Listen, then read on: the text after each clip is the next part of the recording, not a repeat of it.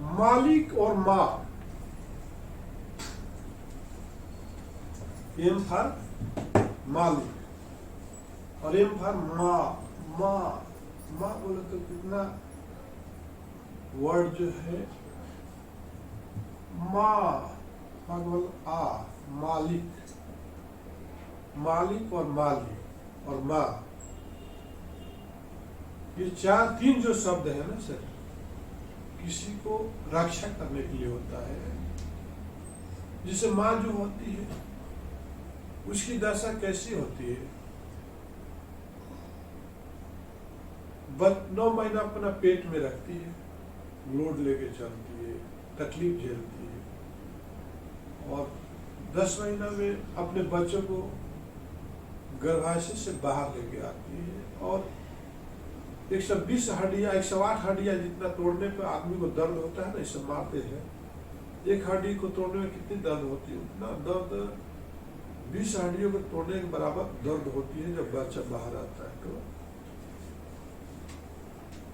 उसी तरह से मालिक जो होता है, चाहे घर का मालिक हो या कंपनी का मालिक हो, उसको भी कंपनी में पैसे लगाता है, वर्करों को रखता है, टाइम पर सैलरी देता है, टाइम पर रेंट देता है, टाइम पर करेंट बिल भरता है।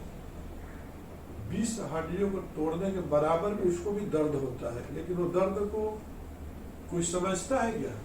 नहीं समझ पाता है। जिस तरह से माँ को उसका औलाद नहीं समझ पाती है कि हमको इतना बड़ा कैसे किया, और उसके बदले में औलाद क्या देता है? नफरत देता है। बीवी के आने के बाद फिर उससे अलग हो जाता है, और तो नहीं उसको प्रताड़ित भी करता है बुढ़ापे में। तो माँ तो ये सोच के पालती है कि कल आकर के हमारा सहारा बनेगा। उसी तरह से कंपनी मालिक का भी ये हाल माँ की तरह ही होता है। कंपनी ओनर अपना पैसे खर्च करता है, सबसे ज्यादा मेहनत करता है, और ये जिस तरह से माँ जो है अपने बच्चों को एक दिन भी छोड़ के नहीं रहती है। माँ अपने बच्चों को 1 घंटे के लिए छोड़ के रह सकती है? एक दिन छोड़ देगी दूसरे के घर पे? बोलो, छोड़ सकती है? उसको बर्दाश्त नहीं होता है, छोड़ नहीं सकता। इसलिए बिजनेस ओनर जो होता है अपने बिजनेस से, जिस तरह माँ को अपने बच्चे से लगाव हो जाता है मेरे भाई, अगर बच्चे बीमार हो जाता है तो माँ परेशान हो जाती है, रातों दिन एक कर देती है, मतलब है ना। उसी तरह से जो बिजनेस ओनर है अपना दुकान को एक दिन भी बंद करना नहीं पसंद करता है, एक दिन के लिए भी अपने बिजनेस से दूर नहीं होता है। वहां पर कोई भी प्रोडक्शन बंद होता है तो उसको बहुत तकलीफ होती है। जिस तरह से बच्चा बीमार होता है तो माँ को बहुत तकलीफ होती है, दर्द होता है, रोती है, कराहती है, क्या हो गया मेरे बेटे को। दर्द तो बेटे को हुआ है, मार तो बेटे को लगी है, बीमार तो बच्चा हुआ है, फीवर तो बच्चे को आई है, लेकिन माँ को कराह आता है, कष्ट होता है, दर्द होती है। उसी तरह से बिजनेस मालिक भी है, जब उसकी कंपनी बंद होती है सुनता है तो उसके आंखों में अनवरत पता नहीं कितने आंखों में आंसू निकलता है कि क्या हो गया मेरे कंपनी को, क्या हो गया मेरे बिजनेस को। जिस तरह से माली भी वही हालत से गुजरता है, वो प्लांट को लगाता है, दूसरे जाता कोई जानवर खा जाता है या प्लांट सूख जाता है तो बहुत रोता है, बोलता है कि मैं इस प्लांट में डेली पानी डाला, फिर ये प्लांट सूख कैसे गया, किसी ने इसका नुकसान कैसे कर दिया मेरे भाई।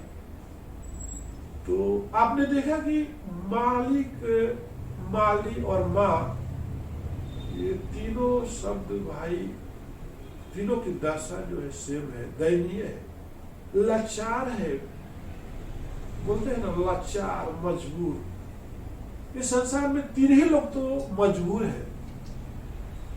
इस संसार में अगर सवाल हम पूछेंगे समाज से, सोसाइटी से, कि कौन कौन लोग इस संसार में मजबूर है, बेतहा तकलीफ में है, तो मेरे जुबान से यही 3 वर्ड आता है मेरे भाई। एक तो होता है माँ, जो हमेशा जवानी से लेके बुढ़ापे तक तकलीफ में ही रहती है, तकलीफ ही झेलती है।